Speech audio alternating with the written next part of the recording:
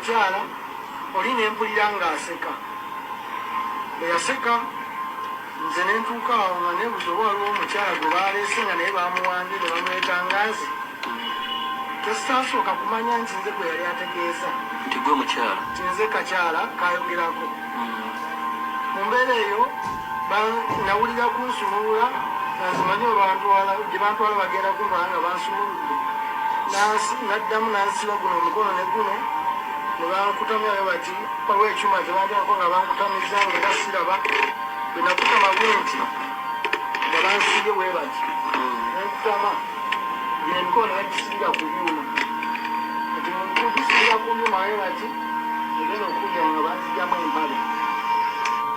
banzijamu empale esooka nebagenda kunkubanga kati negana amagulu ne bagasiba mikono ne bakusibira eno osaidi ne saidi nebanyagira emikono nga bagisibye nga bankutamiza bwe bati nange nagenda okuwulira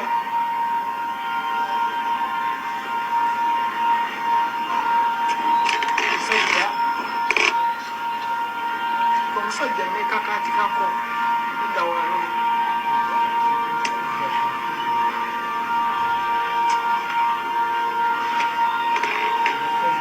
kyandisa bubi naye nga sisobola kwerwanako nga sina bwe nerwanako basibye emikono basibye n'amagulu nga bankozesa ng'omukazi naye nga bankozesa mu kabina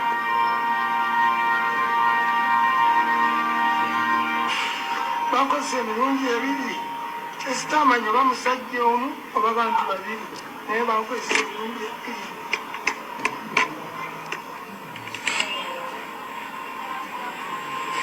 embalajanira nebagamba munsonyiwe sikyaddamu ku bikolobero poliisi ya Uganda byekola nga yegasse ne banne baayo aba UPDF bekolagana nabo ne bakyala kimpadde abayingizibwa mu poliisi okugiyambangako okutulugunya bana Uganda kati bavumbuddeyo n'omuze omulala ogw'obuli bw'ebisiyaga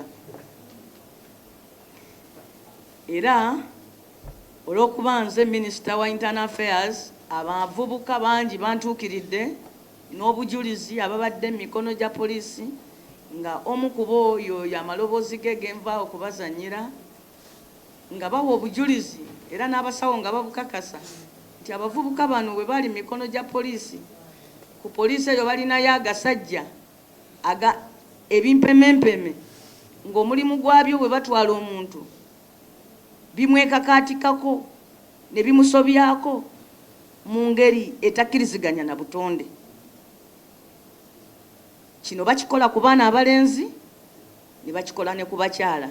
Abakyala ne babasobyako emirundi ebiri. Ne babasobyako ng'abakyala ate ne babasobyako ne mu ngeri etali ya butonde ey'ebisiyaga. Era bakyewaanira namu. Kino bakikola basobole okutiisa abavubuka obuteegatta ku opposition. Naye ekintu kino kibi.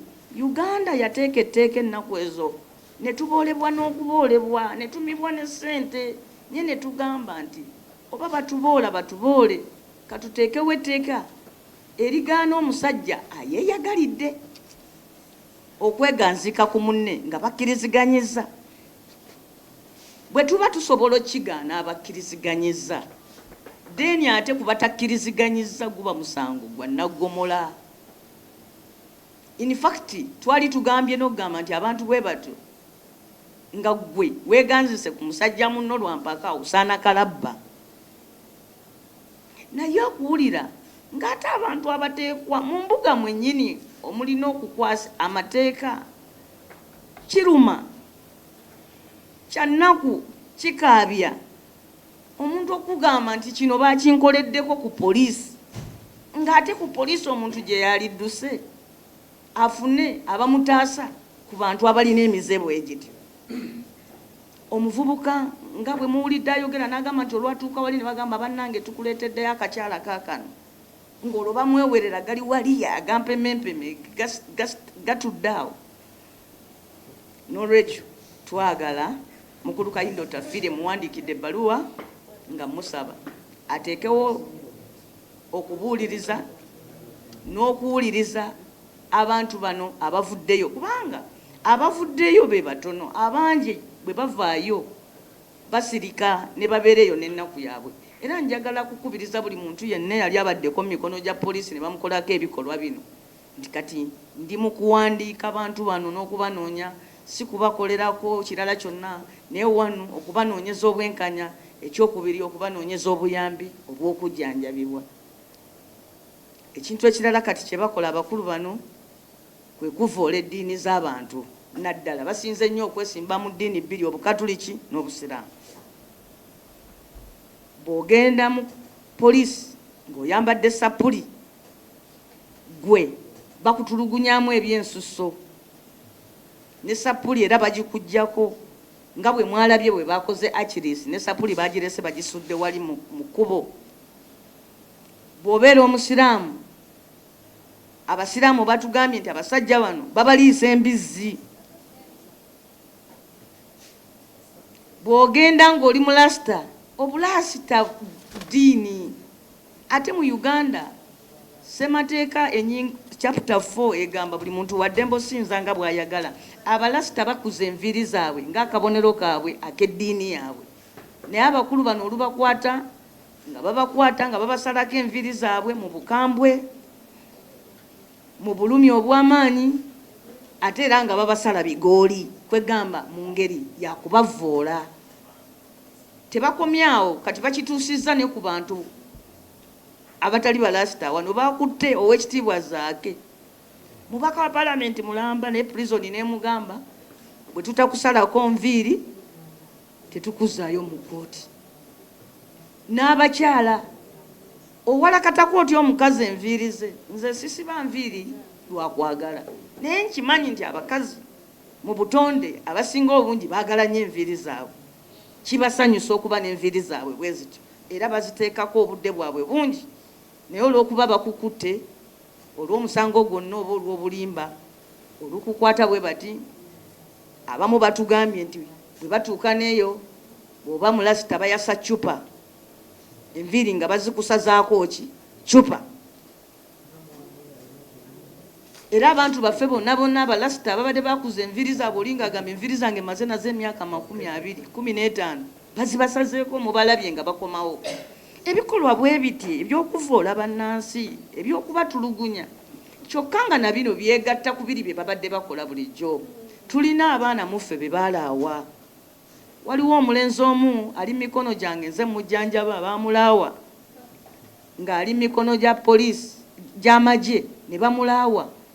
Naye obulumi bwayitamu bungi, kubanga abantu abamu tebamanyi nti bwe bakutemako ekitundu kyekimu eky'omubiri ne bakigaana okukola, ekitundu ekyo obusimu busigala bukinoonya nti olaba n'omuntu nga nze gwe baamenya omugongo olw'okuba banjijjamu amagumba gange 3 wano mu Nkizi, ne ku ssaawa ya kakati okusobola okusigala mu bulamu bw'ensi buli lunaku nkeera ku ddagala, mbeera ku mpiso, so nga ate nze nfunye obujjanjabi obulungi ennyo obulimu n'okunzijanjabira ebweru wa Uganda, naye era nkyayita mu bulumi bungi.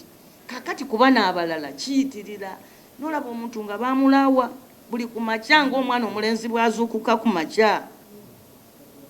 Abasajja bonna bamanyi ku makya, oli n'asuukuka ng'atema miranga ng'akaaba kubanga baamulaawa.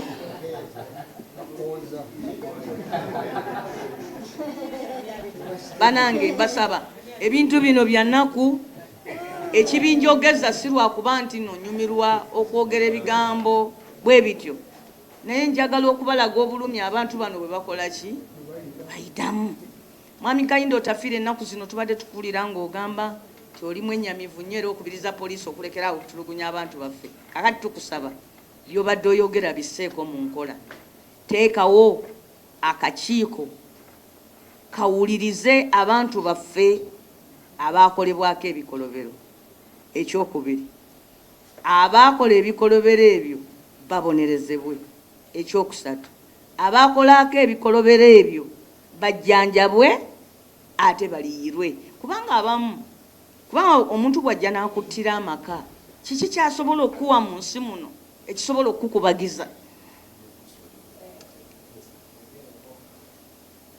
n'ekigambo ekyokuyigganya amadiini okwata otya omusiraamu n'omusuulako ate obubizi luli bakwata wano honorable waffe wano kirumira olwamukutte bwe bati ne bakwata n'obubizi ne babumusaako musajja musiraamu zaakene